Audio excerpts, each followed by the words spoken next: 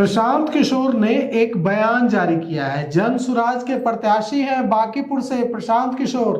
प्रशांत किशोर ने कहा है कि सबको डराने वाली भारतीय जनता पार्टी घबराई हुई सी दिख रही है, इसीलिए तरह तरह के हथकंडों का इस्तेमाल किया जा रहा है।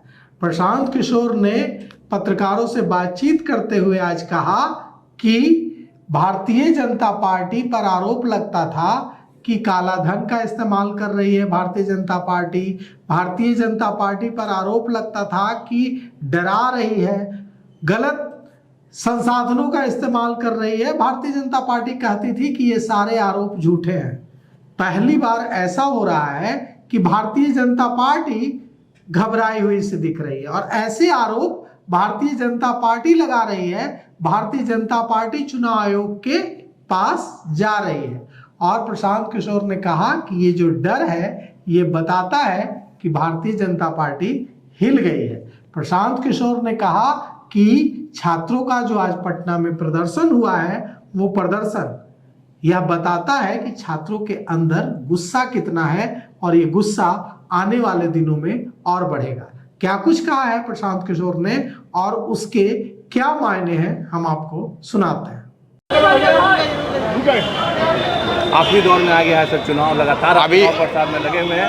अभी अपने कम से कम 36 से 38 स्टार प्रचारक उतारा। अभी आखिरी दौर कहाँ आया है, अभी तो खेल शुरू हुआ है। जो लोग कल तक ये कह रहे थे कि कुत्ता बिल्ली को भी उतार देंगे तो जीत जाएंगे, उन्होंने अपनी पूरी ताकत यहाँ से लेकर दिल्ली तक कुछ भी बाकी नहीं है। सारे मंत्री, सारे विधायक, सारे सांसद गली गली घर घर जा रहे हैं, लोगों को फ़ोन कर रहे हैं, किसी को मना रहे हैं, किसी को डरा रहे हैं, किसी को खरीदने की कोशिश कर रहे हैं। कुछ भी चलने वाला नहीं है। 6000 से ज़्यादा भाजपा के कार्यकर्ता यहाँ आकर काम कर रहे हैं। निश्चित जानिए ये जो डर पैदा हुआ है ये प्रशांत किशोर का और जन सुराज का डर नहीं है, ये लोकतंत्र का, जमहूरियत का डर है, लोगों के खड़ा होने का डर है। जहां लोगों ने तय कर लिया है कि इस बार हर हालत में बांकीपुर में भाजपा को हराना है। कल बीजेपी ने बड़ा प्रेस कॉन्फ्रेंस किया और आरोप लगाया है कि आपने चुनाव आयोग में जितना खर्च करने का सीमा दिया उससे पार करके आप लोग। मेरे भाई ऐसा है, इस देश में सबसे ज़्यादा पैसा खर्चा करने वाली पार्टी दूसरे पर इल्ज़ाम लगा रही है। इलेक्शन कमीशन उनका, कोर्ट उनका, प्रशासन उनका, तो कंप्लेन करने क्यों जा रहे हैं? खुद ही जा उनसे जांच करा लें, हमको पकड़ लें। आप ये बताइए कि अगर वो कह रहे हैं कि हमने गलती की है तो इलेक्शन कमीशन को कार्रवाई करने दीजिए, इसमें घबराहट की क्या बात है? कोई घबराने की, ये दिखाता है कि वो कितने घबराए हुए हैं। जिस पार्टी के खिलाफ दूसरे पार्टी वाले जाते हैं इलेक्शन कमीशन में तो ये लोग कहता है एकदम फेयर चुनाव है, हारने के डर से बोल रहे हैं। तब हम लोग की बारी है ये कहने की कि ये हारने के डर से इलेक्शन कमीशन में जा रहे हैं।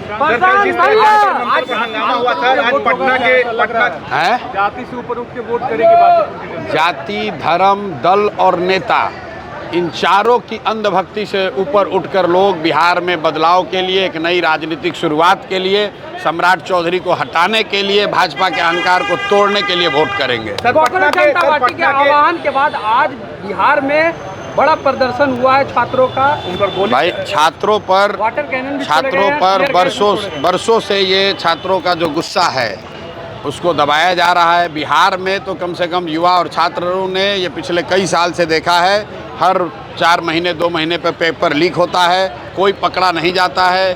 जो करते हैं, परीक्षा देते हैं, उनको नौकरी नहीं मिलती है, नौकरियां बेची जा रही हैं, प्रश्न पत्र बेचे जा रहे हैं।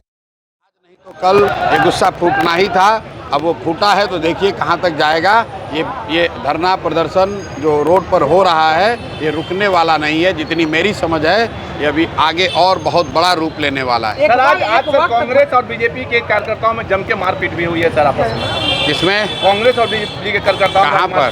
सदाकत आश्रम के पास सर। मेरे भाई, जब जनता रोड पर उतरेगी तो सब कुछ ये आपको देखने को मिलेगा। कांग्रेस और बीजेपी की अब ये लड़ाई नहीं है, ये लड़ाई जनता और सरकार के बीच में। तो देखिए प्रशांत किशोर ये कह रहे हैं कि भारतीय जनता पार्टी घबरा गई है। भारतीय जनता पार्टी ने हजार लोगों को उतार दिया है बांकीपुर क्षेत्र में।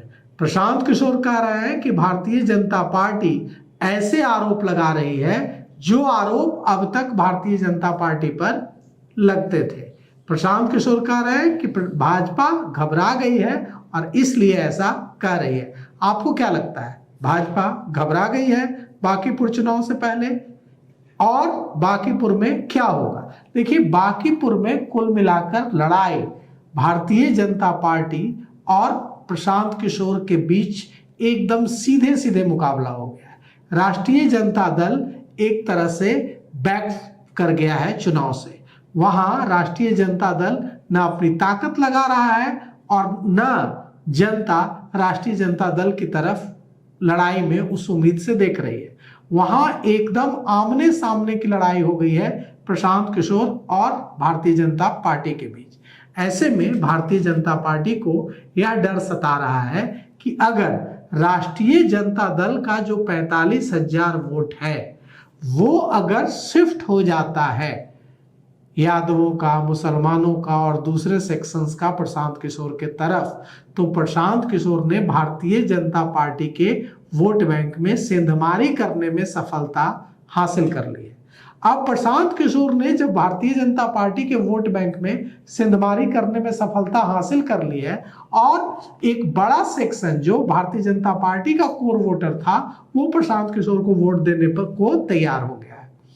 इसके बाद गणित भारतीय जनता पार्टी का बांकीपुर में गड़बड़ा गया है। भारतीय जनता पार्टी का वोटर टूट गया है और राष्ट्रीय जनता दल का वोटर प्रशांत किशोर के साथ चला गया है। ऐसे में प्रशांत किशोर मजबूत होते दिख रहे हैं और भारतीय जनता पार्टी की नैया डगमग दिख रही है। भारतीय जनता पार्टी की नैया डगमग दिखने की सबसे बड़ी वजह कमजोर प्रत्याशी उतारना है। अगर भारतीय जनता पार्टी बांकीपुर उपचुनाव को लेकर इतनी ही गंभीर थी तो भारतीय जनता पार्टी के पास मजबूत उम्मीदवारों की कमी थी क्या? अजय आलोक थे, ऋतुराज सिन्हा थे और भी कई बड़े नाम थे। कुम्हरार के विधायक के अरुण कुमार के बेटे आशीष सिन्हा थे, कई बड़े नाम थे, लेकिन 2 प्रत्याशी दिए। एक चुनाव में भारतीय जनता पार्टी ने 2 प्रत्याशी दिए, पहले अभिषेक बंटी को और फिर अभिषेक बंटी के बाद नीरज सिन्हा को। अभिषेक बंटी से भी ज्यादा कमजोर प्रत्याशी साबित हो रहे हैं नीरज सिन्हा। नीरज सिन्हा पत्रकारों के सवालों का जवाब तो छोड़िए, आम लोगों से इंटरैक्ट नहीं कर पा रहे हैं।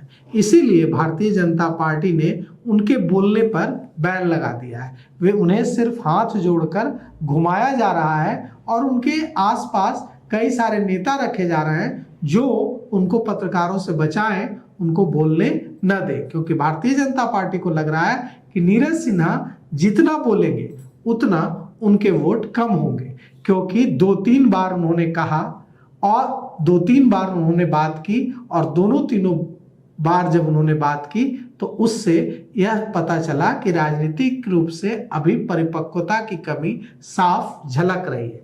तो ऐसे में प्रशांत किशोर के सामने प्रत्याशी के तौर पर नीरज सिन्हा कहीं खड़े नहीं हो पा रहे हैं और जनता को लग रहा है कि जो अपनी बात मीडिया के सामने नहीं रख पा रहा है, जो अपनी बात लोगों के सामने नहीं रख पा रहा है, वो नीरज सिन्हा अगर बांकीपुर से विधायक चुनकर जाते हैं तो वे उनकी समस्याओं का क्या निदान कराएंगे।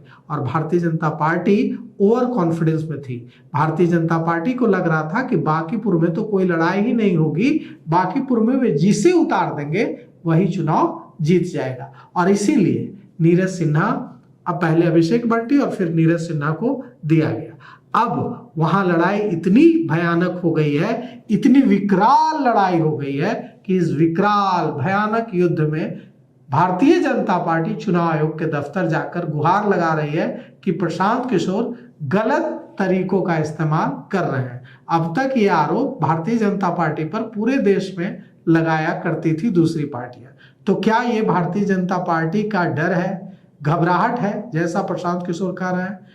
और क्या प्रशांत किशोर इस बार भारतीय जनता पार्टी का विजय रथ रोक देंगे बांकीपुर में? देखिए, यह तो बांकीपुर की जनता मालिक तय करेगी 3 तारीख को क्या होता है।